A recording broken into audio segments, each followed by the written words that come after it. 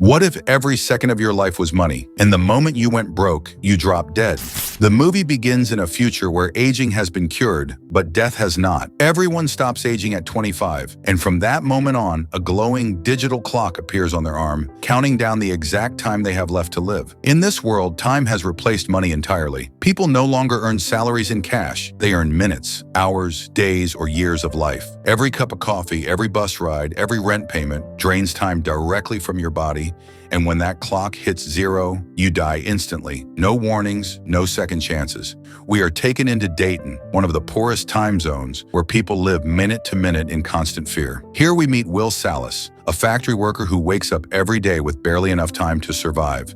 His life is a non-stop race against the clock, and so is the life of his mother, Rachel. They don't walk calmly like the rich. They run everywhere, counting seconds, knowing a single delay could cost them their lives. Before the story goes any further, don't forget to subscribe to the channel, because it helps us grow together and bring you more epic fantasy movie recaps like this. With that said, the race against time continues. Beyond Dayton lie richer zones, separated by toll booths that charge massive amounts of time just to cross. The richest zone, New Greenwich, is a world apart, where people casually carry centuries on their arms and move without urgency, fully confident they will never die. While the poor die young despite never aging, the wealthy remain frozen at 25 forever, protected by endless time. This brutal divide is not accidental, it is engineered, and the system depends on the poor running out of time, so the rich never do. One night at a bar, Will notices a strange man named Henry Hamilton, who stands out because he has over 100 years on his clock. Instead of looking confident, Henry looks terrified. He knows that in the poor zones, having too much time makes you a target. A gang of violent time thieves called the Minutemen soon arrive, hunting Henry to steal his life. Will steps in and saves him, bringing Henry back to his apartment to hide. As they talk, Henry reveals the truth that changes everything. There is no shortage of time in the world. The system is carefully controlled to maintain inequality. The rich hoard time while the poor are allowed just enough to survive. Henry admits he has lived long enough to see how cruel and calculated the system truly is, and he no longer wants to be part of it. Will listens, unaware that this conversation is about to alter his life forever. That night, while Will sleeps, Henry transfers all of his time, over 100 years, onto Will's arm. Then, believing there is no place for him in this world anymore, Henry steps onto a bridge and lets his own clock run out. Will wakes up in shock, staring at decades of life glowing on his arm, suddenly richer than anyone he has ever known. Henry leaves Will a message: "Don't waste my time," but the gift comes with consequences he could never have imagined. Will rushes to find his mother, desperate to share the time so they can finally escape Dayton together. But that same day, living costs rise again without warning. Bus fares increase by minutes, and Rachel, already running low, is forced to sprint across the city to reach Will. She collapses just seconds before he reaches her, her clock hitting zero in his arms. The system doesn't just kill people, it makes sure they die running. Shattered by grief and rage, Will realizes that time itself is the weapon used against the poor. With nothing left tying him to Dayton, he crosses into New Greenwich, stepping into a world of unimaginable wealth. But his presence immediately draws attention, especially from timekeeper Raymond Leon, a law enforcer whose job is to protect the system at all costs, regardless of who dies in the process. In New Greenwich, Will meets Sylvia Weiss, the sheltered daughter of Felipe Weiss, one of the richest men alive and a key architect of the time system. Will shocks the elite by gambling massive amounts of time without fear, winning again and again. Sylvia is fascinated by him, not realizing yet that Will represents everything her world is designed to suppress. Their encounter puts Will directly in the crosshairs of the Timekeepers.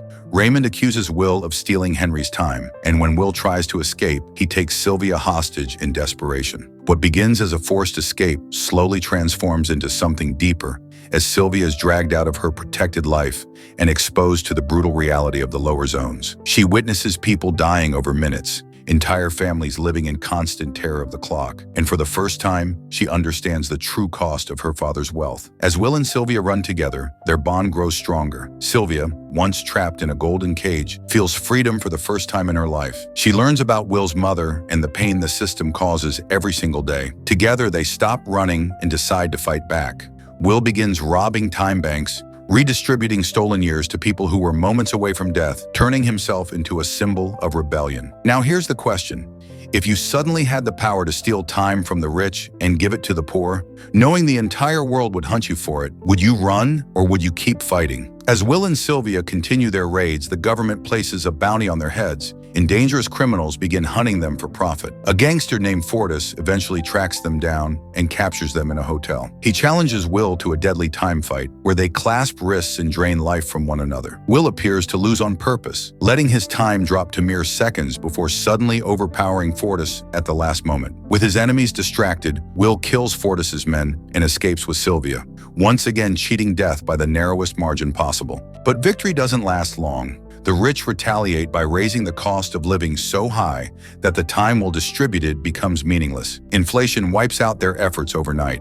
For the first time, Will feels defeated, believing the system can never truly be beaten. Sylvia refuses to accept that and insists there must be another way, something bigger, something irreversible. They decide the only solution is to steal not thousands, but millions of years. Sylvia pretends to surrender to her father, and when Philippe Weiss lowers his guard, Will ambushes him and forces open a vault containing a time capsule worth 1 million years, each year taken from the deaths of the poor. They escape with the capsule, knowing this single act could collapse the entire system. Timekeeper Raymond pursues them relentlessly, even as his own clock drops dangerously low. He refuses to stop, convinced that preserving the system matters more than his own life.